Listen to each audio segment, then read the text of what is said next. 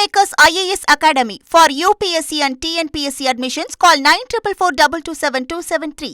$1 million கேள்வி. எப்பங்க பதவியேற்பு விழா அப்படிங்கிற கேள்வி பிரதானமாக எழுந்திருக்கிறது. அதற்கு திரு விஜய் பதில் சொல்லணும். அவருடைய பிரதான ஜோதிடர் ராதன் பண்டிட்டும் ஒரு கணக்கு சொல்லியிருப்பார். இப்படி நிறைய கணக்குகள் இருக்கும். இன்னைக்கு நல்ல நாளில் தானே எல்லா தலைவர்களும் அது பகுத்தறிவு கட்சியோ பகுத்தறிவு பிரகடனப்படுத்தாத கட்சி எல்லா கட்சிகளும் அதை தான் சொல்லியிருக்கிறாங்க. So Manikandan you're with us. இப்போ பதவியேற்பு விழா என்ன டைம் ஃப்ரேம்குள்ளே இருக்கலாம்னு சொல்கிறாங்க?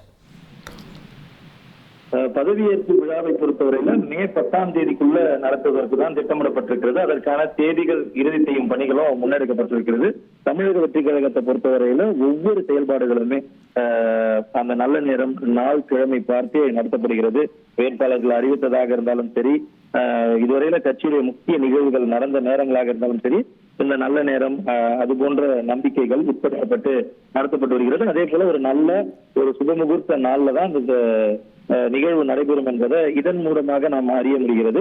ஆனால் இந்த மே 10ஆம் தேதிக்குள்ள நாட்கள் ஒருங்கிணைந்து வந்தால் ஒரு தேதியில அந்த பதவி பிரமாணம் நடத்துவதற்கான வாய்ப்புகள் இருப்பதாகவும் அந்த பதவி ஏற்பு விழா நடைபெறுவதற்கான வாய்ப்பு இருப்பதாக முதற்கட்டமாக நமக்கு தகவல்கள் கிடைக்கிறது. ஸோ இது ஒரு பிரம்மாண்டமான விழாவை தான் அவங்க திட்டமிடுறாங்க இல்லையா? ஏன்னா 2 வகைகள் இந்த பதவியேற்பு விழாக்கள்.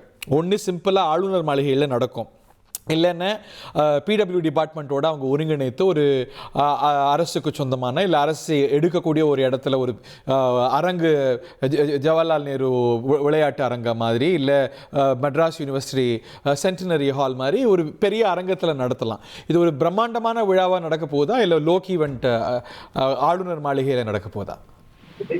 நிச்சயமாக இந்த விழாவை ஒரு பிரம்மாண்டமான கொண்டாட்ட நிகழ்வாக நடத்தவே தமிழக வெற்றி கழக தலைவர் விஜயும் கட்சியுடைய முக்கிய நிர்வாகிகளும் எண்ணி இருக்கின்றனர். முதல்ல நீங்கள் குறிப்பிட்டவரை அந்த சென்னை பல்கலைக்கழகத்தில் இருக்கக்கூடிய 100ஆண்டு வளாகத்துலதான் நடத்துவதற்கு திட்டமிடப்பட்டிருந்தது. ஆனால் அந்த வளாகம் தற்போது புனரமைக்கும் பணிகள் ரெனோவேஷன் ஒர்க் போயிட்டு இருக்கிறதுனால அந்த இடத்துல நடத்த முடியாததாக அறிகிறோம். அதற்கு அடுத்தபடியாக ஒரு அதையிலும் கொள்ளளவுல அதிகமாக ஒரு கெப்பாசிட்டி இருக்கக்கூடிய இடமாக சென்னையுடைய மத்திய பகுதியில பெரியமேட்டில் இருக்கக்கூடிய நேரு உள்விளையாட்டு அரங்கம் தேர்வு செய்யப்பட்டிருக்கிறது எனவும் அறிகிறோம்.